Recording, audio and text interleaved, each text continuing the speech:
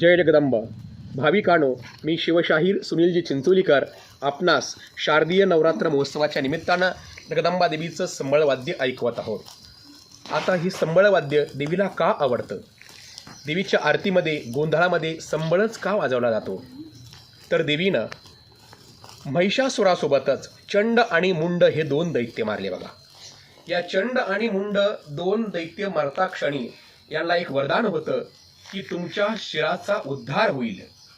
मग या देवीनं या दोन दैत्याचं शिर कलम करून घेतलं आणि या दोन दैत्याच्या शिराचा हा संबळ बनवला. एक असतो धूम आणि एक असते चाप. याला सुद्धा 9 घरं आहेत, म्हणजे 9 ग्रह आहेत. 3 आतमध्ये खुंट्या आहेत, म्हणजे ब्रह्म विष्णू महेश 3 खुंट्या आहेत. असा हा 9 ग्रहाचा संपूर्ण अध्यात्मरित्या बनवलेला संबळ देवीला आवडतो. आणि जेव्हा संबळवाद्य वाजताना तेव्हा आदिमाया डोलतीवर लक्षात ठेवा आणि मंगलमय वातावरण निर्माण होतं आणि सर्वीकडे जगदंबा देवीचा संबळ घुमवू लागतो.